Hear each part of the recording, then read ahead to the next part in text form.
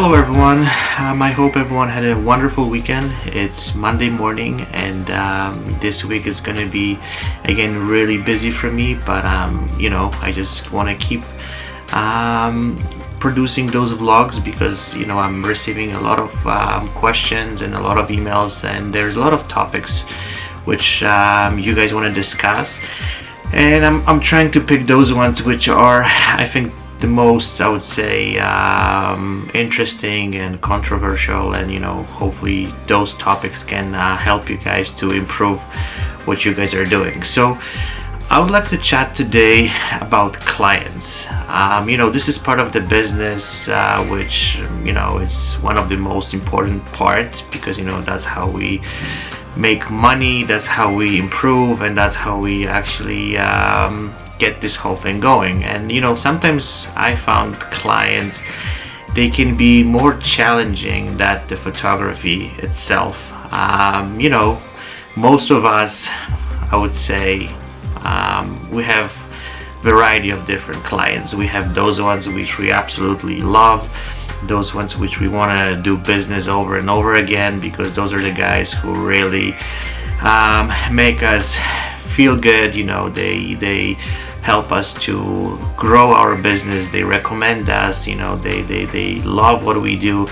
So we have, I'm sure, a lot of those, but once in a while we have clients which are, I would say, difficult to deal with, and we have to somehow prepare ourselves to those situations, kind of make sure that even if we kind of got into those difficult moments and these difficult times where we have to deal with clientele who is, let's say, not happy about our work, they're not happy with the results, they're not happy with the images, and we have to kind of cope with this somehow. And from one hand we want to make our clients happy, but from the other hand we also have to protect ourselves a little bit, so this whole thing's not gonna kind of blow up out of proportion, and we're gonna be losing time and money, and we're gonna try to make them happy, but at the end of the day there's nothing what can really make them happy.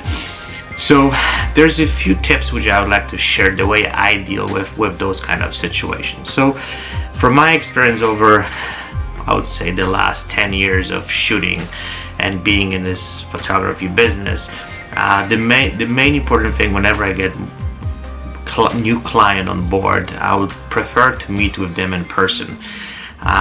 There's a few reasons behind it. I know sometimes it's time consuming, we're living also, like I live in the city where everywhere it's really far, we have to drive, and it takes a lot of time to get to the certain locations. But even though sometimes it is challenging and there's really tough to get to the certain places, I prefer to meet with the clients, because that's what kind of gives us the sense who these people are, what they represent, we can kind of really see how the collaboration is gonna look like. Sometimes it's easy to predict, sometimes it's tough, but most of the time I found when I see person face to face and I can talk to them, that gives me a little bit bigger perspective on what I'm kind of getting into. If this is impossible, of course, the phone call is another, I would say, thing which works. Dealing over the emails sometimes, is tough, because some of those guys, they just send you, they want to work with you, they have quote or the budget for certain projects. So like I would like to have as much understanding before any project as I can, because that kind of gives me way better understanding what I'm kind of getting into it. So that's the kind of the first step. The next step, and this is something which I think a lot of photographers forgets, and that's what gets them into trouble in the first place. Before you get in any project, any photo shoot, I deeply believe that both sides they have to understand what they're getting into it. So what I mean by that you guys have the best way would be just a written contract which gonna exactly says what your responsibilities are, how many pictures the client's gonna get, the time of the shoot, how many hours we will be shooting, and all those information which basically gives you kind of frame, what the project's gonna look like. Because many times I've been there and I've done that a million times. Don't take me kind of like I've been always like that. That's what the kind of experience taught me. But I was quite often like, oh, let's do the shoot first, and then we will figure it out, a lot of those things later. And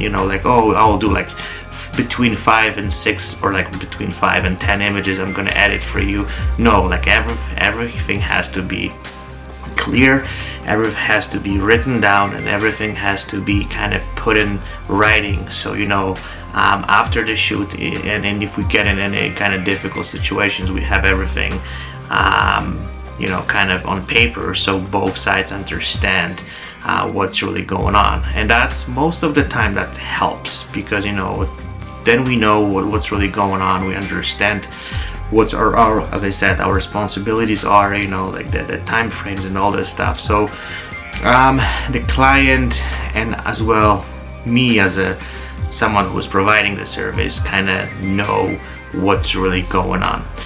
So the next thing is, let's say we've done our job, and I deeply believe that most of photographers, they do the best. Like I haven't heard about anyone who basically was trying to do the bad job just because like they don't want to provide good photography. Like I never heard of situations. I deeply believe that all of us is trying our best to provide the best service as possible. Sometimes there's a lack of experience. There's those situations that we don't really know what's going on, and we don't kind of know all the rules and all the kind of the framework we have to do, and that's what kind of gets us in trouble. So continue with this whole thing. Let's say we've done the shoot, for whatever reason the client is not happy. There's a million things which can kind of would technically might go wrong, but the client is not happy, and we have to kind of deal with this. So my main actually way of approaching those kind of situations, so I'm not trying to deal with those things over the email. So I'm not writing back, because sometimes when people are upset and people are angry, or people they have some issues, like they might really twist your words and just basically understand things not the way you meant to actually, what you meant to say, or what you mean by some of those things. So it's important to either talk to face, or having kind of phone call conversations where you can really explain this entire situation. So there's two different kinds of things which usually happens. Like one of them, there are, let's say, technical issues. So like the images are I don't know, overexposed, or they have some technical things which like they're not properly done, and people kind of see that, and they like, wow, I don't like this image because, let's say, it's too bright, or it's too dark, or it's, I don't know, has a weird tone to it, or you guys probably know there's a million things which can be kind of not right on the image. So then in those kind of cases, I know this is my responsibility, and I know I've done something wrong and I need to fix it. So I'll talk a little more how I'm going to kind of deal with this. But before I go there, there's also situations where, for example, the client says, well, I don't like my hair, or I don't like my makeup, or I think kind of, I don't know, overweight, or there's some things which we as a photographers don't have much control over this. So those are the much tougher situations, because there's not much what you can do. People have some insecurities, and whatever you're gonna do, then basically nothing's gonna work. And some of their signals, I actually seen that like before even the shoot, people are saying, well, I've been working with 5 photographers before, and all those pictures were pretty bad, and I didn't like them, and whatever reasons they were. Then kind of is like a signal for me that, okay, you have to be very careful, and you have to kind of take an approach to this situation, because that might happen to you as well. And it happened to me. I had those situations, and you have to deal with them. So in my opinion, the best approach in both of those kind of scenarios, it's important to kind of get client involved, to kind of tell you and kind of explain to you what is wrong, and what kind of improvement they're looking for. And based on that, you can really basically go from there and try to figure out what you can do. You can do the reshoot, or you can kind of adjust some stuff in Photoshop. But most of the time, make sure that you're not gonna try to kind of tell the client, okay, this is not gonna work, this is the way you look, and stuff like that, because usually those situations ends up pretty bad. And also another, I would say, very important tip which I learned over the years is to make sure when you actually receive an email or a phone call from the client who is really upset and is really angry, and then basically those emotions affects you, don't deal with this right away. Just give yourself, I would say, 48 hours, I don't know, maybe last 24 hours to kind of calm down, and basically don't get into conversation where your emotion is just flying high, because I've noticed based on my experience that those things usually they don't end up really well, because there's emotions and kind of clear way of thinking, they don't kind of go together. So it's important to make sure that you're calm, you kind of analyze this whole situation, you kind of have some game plan how you're going to approach the situation, and then try to, as I said, talk to the client face to face or over the phone, and then try to figure out what you guys can do to make this work for the client. I also noticed that it's important that I'm not saying that you have to leave every client super happy. There's also some boundaries, because some people are gonna push it to the point where you're gonna losing the money, and you're gonna losing your time, and even if you do best as you can, there's no way you can meet the client expectations. And in those kind of situations, you basically have to just let this go, just give the money back, or do whatever you can to just leave the client happy, and just stop continuing to kind of trying to make the client happy, because it's not going to happen. And I'm sure most of you guys have been in those situations and kind of knew, okay, whatever I'm going to do, there's nothing else what I can do to make this kind of work, to make this client happy, and fix the stuff what we've done not the way that your client expected.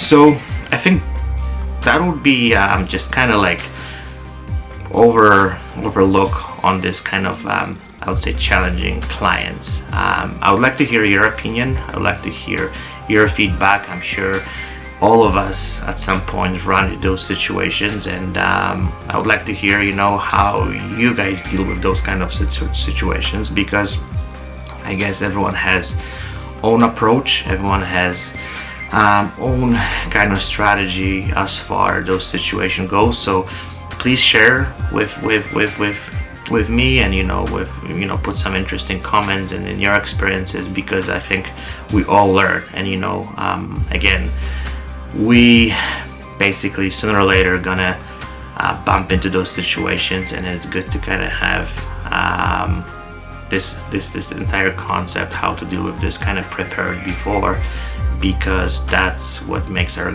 business grow, and that's how we kind of get better. So I wish you guys a wonderful week. I will be probably doing another vlog in the couple of days. And thank you for everyone, for new subscribers, for all the comments. I really appreciate that. And yeah, feel free to message me or email me. I'm always looking forward to any emails and comments. That's really kind of makes this vlog interesting, and I'm learning from it as well. So thank you again. Stay tuned, and I'll chat to you soon. Bye now.